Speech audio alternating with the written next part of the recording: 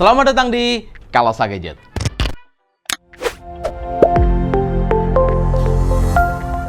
Bersama saya Riko, kali ini kita akan mereview sebuah produk dengan sejujur-jujurnya dan kita tidak di-endorse sama sekali oleh brand manapun.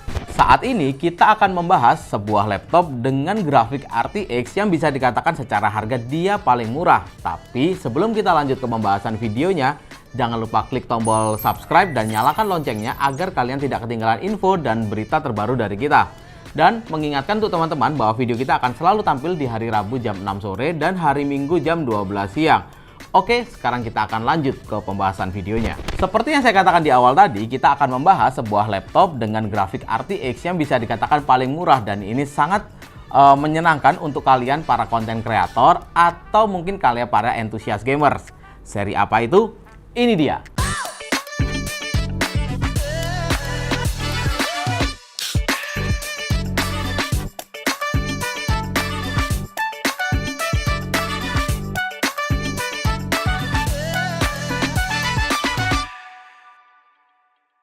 Ini merupakan HP Pavilion Gaming 15DK1064X yang menggunakan Intel Core i5 10300H 4 core 8 thread dengan 14 nanometer fabrikasi dan maksimal clock speednya di 4,5 GHz. Untuk RAM-nya dia masih single channel 8 GB dan memiliki speed 2933. Untuk storage-nya sendiri di 512 GB PCIe NVMe dan biasanya HP selalu memberikan speed SSD yang kencang.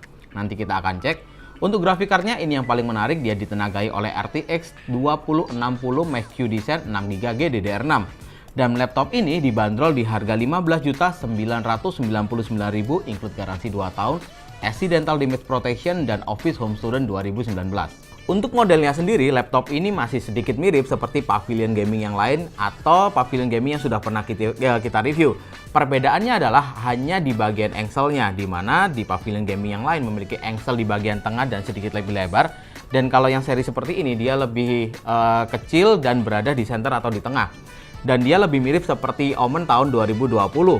Untuk bahan yang digunakan, dia keseluruhannya menggunakan dari plastik polikarbonat dan dominan warnanya berwarna shadow black dengan green chrome logo di bagian punggung layar seperti ini.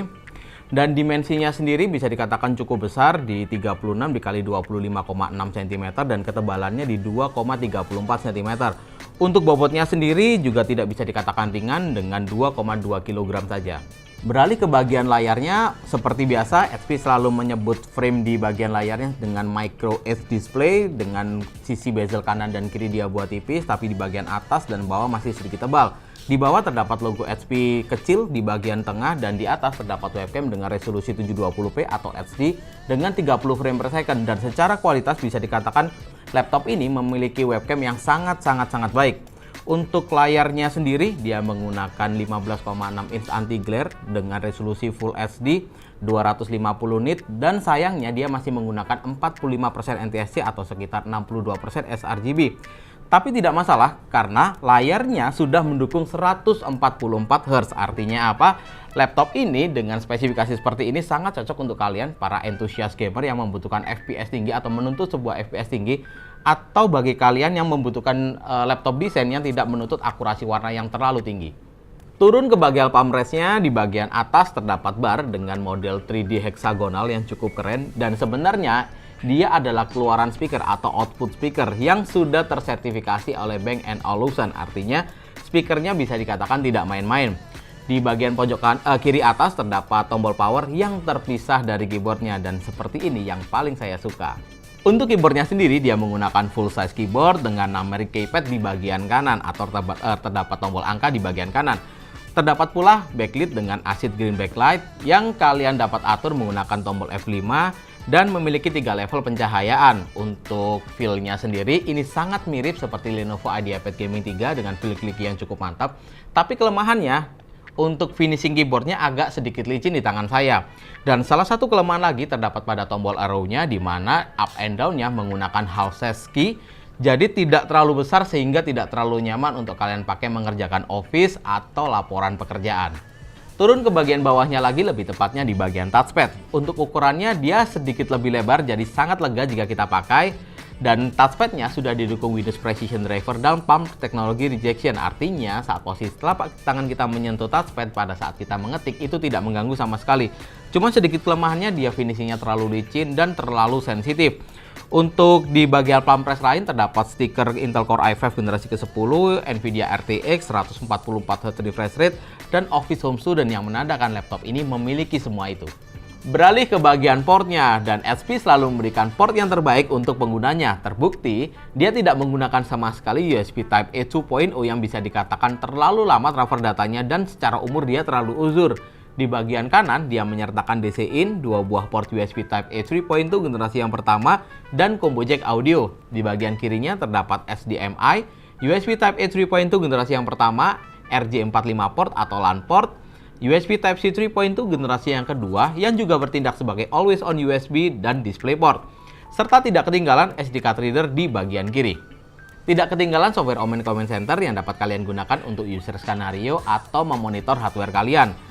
Dan BNO Audio Control atau Bang & Olufsen Audio Control untuk memaksimalkan kualitas audio entah itu internal ataupun saat kalian menggunakan headset. Untuk konektivitasnya dia sudah menggunakan Wi-Fi AX atau Wi-Fi 6 yang sudah mendukung multi-user MIMO. Luar biasa. Langsung saja kita akan cek performance dari Intel Core i5 yang dipadukan dengan RTX 2060 Max Q Design ini. Seperti biasa, SSD-nya HP selalu memberikan SSD yang sangat luar biasa. Terbukti kita mendapatkan SSD dengan speed yang cukup kencang di 2850 untuk read-nya dan write-nya di 2939. Kita lanjutkan ke simulasi renderingnya. Seperti biasa kita menggunakan Adobe Premiere Pro 2020, video durasi 1 menit, 4K katukan dan tanpa efek. Dan ini mampu diselesaikan dengan waktu yang sangat cepat hanya dengan 45 detik saja. Nah, untuk rendering 3D seperti apa? Kita menggunakan Blender dengan 3D modeling BMW. Untuk CPU rendernya kita tidak kaget, kita mendapatkan waktu yang cukup lama hanya dengan waktu 8 menit 12 detik. Tapi untuk GPU rendernya kita mendapatkan waktu yang sangat luar biasa untuk laptop di harga 15.999 dengan waktu 1 menit 36 detik. Untuk pengujian sintetisnya di R15 dan R20, untuk R15 kita mendapatkan skor di 896 CB, ini skor yang sangat normal untuk Intel Core i5 generasi ke-10. R20 single core performance di 450 poin dan multicore-nya di 2113. Kita akan looping 10 kali untuk kita cek konsistensinya. Memang turun secara performance atau secara angka, tapi jika kalian lihat dari grafik 2 sampai ke 10, ini benar-benar konsisten dan ini luar biasa. Lanjut ke simulasi gaming, kita akan cek CPU dan GPU-nya sekaligus menggunakan 3D Mark Firestrike. Dan kita mendapatkan skor yang luar biasa untuk harga 15 jutaan atau 16 juta kembali Rp1.000 dengan skor 12.769 poin dan suhu maksimalnya di 90 derajat Celcius. Dan laptop ini lolos uji stress test dengan 97,1%. Ini skor yang luar biasa. Dan berikut adalah hasil Firestrike dari beberapa tipe laptop yang setara dengan laptop ini yang sudah kita review.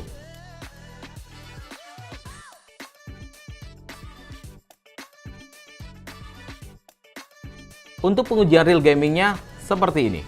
Game yang pertama kita menggunakan Dota 2 dengan resolusi Full HD rata kanan serta full render. Kita masih mendapatkan kurang lebih sekitar 80 hingga 100 frame per second tergantung scene tertentu.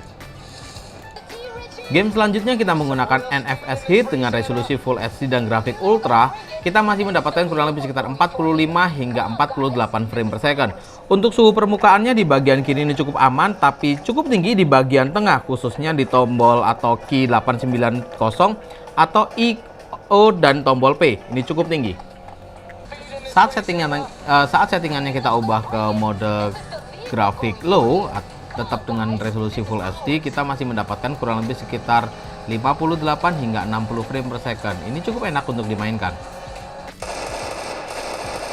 Game selanjutnya kita menggunakan CSGO, setting resolusi Full HD dan Very High. Kita masih mendapatkan kurang lebih sekitar 88 hingga 95 frame per second. Genshin Impact kita menggunakan resolusi Full HD dan grafik High serta render kita buat 1,5. Kita masih mendapatkan FPS maksimal yang sangat playable di 60 frame per second. GTA 5 setting resolusi Full HD dan grafik Ultra serta tekstur Very High, kita mendapatkan kurang lebih sekitar 110 hingga 120 frame per second. Luar biasa. Far Cry 5 setting resolusi Full HD dan grafik ultra, kita mendapatkan kurang lebih sekitar 75 frame per second, dan ini merupakan FPS yang cukup tinggi untuk kelasan harga 15 juta atau 16 juta. Untuk setting low, kita mendapatkan kurang lebih sekitar 86 hingga 88 frame per second. PES 2021 untuk RTX 2060 Max-Q, kalian tidak akan mengalami masalah sama sekali, aman-aman saja. Untuk pengujian baterainya, kita menggunakan PC Mark 10 Modern Office dan ini adalah hasilnya. Dengan catatan, hasil ini kita menggunakan brightness 50%, backlight kita buat off, WiFi kita buat off, dan menggunakan balance performance. Berikut adalah hardware dari HP Pavilion Gaming 15 DK10640X. Terdapat 4 buah heat pipe, 2 fan, dan 2 buah exhaust. Di tengah terdapat slot RAM yang masih 1 slot kosong dan sangat disarankan untuk kalian upgrade menjadi dual channel. Di bagian kanan bawah terdapat SSD 512 GB dan di kiri bawah terdapat slot untuk menambahkan storage, entah itu SSD atau hard disk 2,5 inch.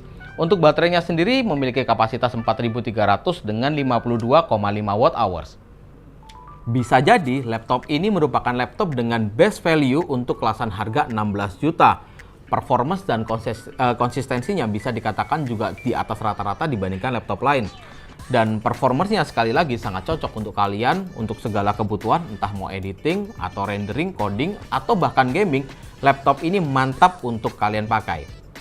Kesimpulannya adalah untuk desain kita berikan skor 8, untuk fitur kita berikan 7,5, dan performance kita lihat dari harga kita berikan skor 9. Thank you banget udah nonton video ini. Jangan lupa klik like, share, dan subscribe. Dan kalau kalian ada pertanyaan, kalian bisa tinggalkan di kolom komentar. Jangan lupa juga follow sosial media kita yang linknya saya letakkan di kolom deskripsi. Saya Riko, see you on the next video.